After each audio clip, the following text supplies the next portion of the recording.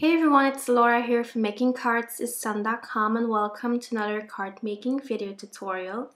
In today's video, I'll be showing you how to create an adorable vegetable garden featuring the Scalloped box card pop-up die from Fawn along with their Rooting for You stamp and die cut set. This is a little bit of a longer video since I'm sharing a lot of tips and tricks, but I hope that you will enjoy it. Let's get started. First, I die cut the two main box panels out of Neenah Solar White 110-pound heavy cardstock. Then I am folding the tabs along the lines that this die created for me. So as you can see, the die created these embossed or scored lines, which makes it really easy to fold your box. Next, I'm adding adhesive to both tabs, and that way I can start forming my box by adhering the tabs of each panel to the other. I like to use my bone folder to really burnish that adhesive and to make sure that it will be nice and sticky and that I can adhere everything together perfectly. I'm using some Tonic Studios, some of their Craft Perfect double-sided adhesive, and I really like to use this stuff to create any boxes or anything like that. You could also use regular adhesive or even your ATG, but I just prefer to use a roll of double-sided adhesive because it's really easy to cut that to the desired size. Alright, so I'm folding all of those flaps except for the back panel over there since I want that to be up and straight. To decorate these panels, I am going to do some die cutting. I am using two paper pads from Fawn. You will see me using the Spring Fling 6x6 inch petite paper pack, as well as the Perfectly Plaid Spring 6x6 paper pad. I did some research and it looks like the Perfectly Plaid Spring paper pad is no longer available, so I hope that you'll find something similar. So to decorate these flaps, I'm going to do some partial die cutting, and to do that I'm just going to line up my die with the edge of my cutting plates, and you could totally skip this step and you could just die cut the whole shape once again, but that way you will waste some pattern paper, and I didn't want to waste any pattern paper, so that's why I'm doing some partial die cutting. So as you can see, I'm just lining up my die until where I want to use it, and then I can easily run it through the die cutting machine by positioning my cutting plates the right way. I hope that makes sense. So after die cutting these, I'm using my Tonic Guillotine trimmer to trim down the panels so they would fit the box perfectly. And here I'm just showing you once again that I'm doing this partial die cutting. So I'm using the pattern paper from the Spring Fling paper pad over here. I just loved combining these different patterns, and I was really happy I was finally putting my pattern paper to a good use, because I usually purchase paper pads and then I end up not using them. But dies like this actually make it really fun to use your pattern paper since there are just so many possibilities. I'm adhering my pattern paper panels to the white panels to cover these up. I'm using my ATG from Scotch to do so. You could totally use the double-sided adhesive tape, or you could use liquid adhesive. Just use anything that works for you. That matters the most. Just use anything, any product that you enjoy working with, and then do it like that. Also going to cover up the outside of the box with some of those panels from the die cut set. So all of these rectangles come with the Scalloped box card pop-up die cut set. Next, it's time to stamp my adorable vegetables. I am using the Rooting for You stamp and die cut set from Fawn to do that. For the leaves, I am using the Soft Garden ink pad from the Ton, as well as the bright fern ink to stamp the more detailed pieces. And I stamped each vegetable twice, so I'm using my Misty tool since it's really easy to keep those stamps in the same place and just add a new piece of cardstock in the Maxi tool, and then you can easily stamp them in the exact same place and you don't have to worry about repositioning your stamps.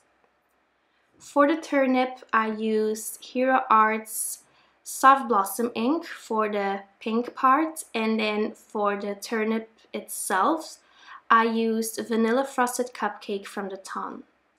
For the carrot, I am using Peach Blossom ink from the Ton as well as the Coraline ink pad. So I just like using these inks together. So as you can see, I am using ink from both Hero Arts as well as the Ton. These are my two favorite ink pad brands. However, I also do like to use the Tonic Nuvo hybrid ink. I really like to use these as well. For the beads, I am using Amethyst and Iris Blooms ink from the Ton. And then finally, I'll be stamping this adorable little radish using Pale Tomato ink from Hero Arts. And I actually had to re-ink my stamp once because my image was looking a little bit splotchy, but then the second time it looked perfectly fine. I'm using some of these adorable little smiley faces that come with the Rooting for You stamp set from Fawn, and I'm stamping those using Memento Tuxedo black ink. And I think that these little smiley faces make these vegetables look even more adorable. I absolutely loved stamping these. Going to use the coordinating dies to cut out these vegetables. I'm using some Heavy Doodle low tack tape to hold down my dies in place while I run them through my die cutting machine. For this pop-up box card, I also wanted some butterflies. So I am using these butterfly stamps from the Butterfly Kisses stamp set from Fawn. I also stamped the clouds from that stamp set. I'll be coloring that later in the video. For these butterflies, I'm using some shades of pink, orange, and yellow. For the pink butterflies, I used RV14, RV13, and RV11. For the orange ones, I used YR18, YR16, and YR21. And then for the yellow ones, I'm using Y19, Y18, and Y13.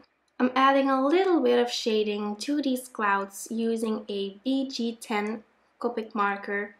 I didn't really want to color this image, but I also didn't want to leave it all white. So that's why I used the BG10 marker to add a tiny little bit of shading. I'll be adhering a watering can to my card later on in the video, and I wanted to create some water droplets. So I die cut these drops from the Spring Showers die cut set from Fawn out of Neenah's Solar White cardstock, and I am positioning these onto the back of some low tack tape from Heavy Doodle. This will make it easy to hold down these dies while I add some shading using the BG10 Copic marker. So you could totally skip this step. You don't have to add the watering can or the droplets, but I thought that it added a really nice touch to this card. For my watering can, I am using a soft gray ink from the Ton. It's called Crystal Pewter, and I think it's the perfect color for a watering can. It's a really soft gray color. Since we're creating a vegetable garden over here, I figured that it needed some soil. So I am using some Vintage Photo Distress ink to ink blend some soil. I'm doing that on some Neenah Solar White cardstock. And then after adding that color, I went ahead and added some water splatters so it would look like the watering can was actually watering the vegetables. So I thought that was a really fun touch to this card. I'm picking up those water puddles with a Kleenex tissue, and then finally I am using the die cut to create the panels inside the box. I am folding over the flaps and I'm using my bone folder to do so. And then I noticed that the water droplets kind of, made the cardstock look a little bit dirty. So I die-cut those panels once more, and then I covered up the back so it was really nice and clean. I also used more of that double-sided tape from Tonic Studios to add adhesive to these flaps. And then to adhere the white panels on the back, I'm using my ATG from Scotch. You could add as many panels as you would like in your card pop-up box. At first I wanted to add 3 of them, but then I kind of switched the design, so I ended up using only 2 of them.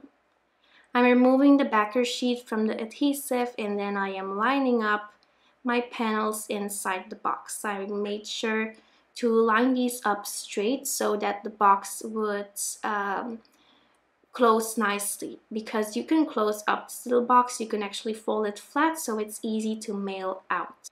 And I'm so happy that I finally got my hands on this scallop box card pop-up die from Fawn, because I have been seeing so many beautiful creations on Instagram and Facebook and YouTube, and at first I was a little bit afraid to purchase this die because I'm usually not that great at making 3D projects like these, but I watched a lot of tutorials on YouTube, so I managed to create one myself. And when I ordered this die cut set, I immediately wanted to create a vegetable garden using this Rooting for You stamp set from Fawn, because I've had this stamp set for such a long time, and now I finally decided to use it again. Okay, so I'm going to make the watering can and the water drops look like they are floating. So to do that, I am using a glue dot, and then I adhered a super thin strip of acetate on the back of that watering can. Then for these water droplets, I am using my Tonic Nuvo Smooth Precision Pen, since this is a little bit more precise. And then it's time to assemble these drops in the watering can in my pop-up box. So I'm using another glue dot to adhere the watering can, and I've had these glue dots for about maybe 6 or 7 years now, and they still work, so I was really happy. I adhered the water drops with a glue dot as well, but then I noticed that the water drops were kind of floating around and it looked a little bit odd. So I wanted to attach the water drops to my watering can, so I took a really tiny strip of acetate, adhered that to the back of that water droplet over there, and then I adhered the other end of the strip to the back of the watering can. I just held that down for a minute or so, and then it turned out really pretty. So it's very delicate, but it was really fun to do. Now it's time to finish off this pop-up card. I adhered the clouds to the back panel using some foam squares, and then I die-cut a wavy banner from the fancy wavy banner die-cut set from Fawn. I wanted my sentiment to go with the curve of the banner, so I positioned my stamp on an acrylic block, and then picked up the stamp with my Misty tool. Then I inked it up using Memento Tuxedo black ink, and then you'll have a perfectly curved stamp. You can also do this using a piece of acetate instead of an acrylic block. But I had an acrylic block right next to me, so I decided to use the acrylic block instead.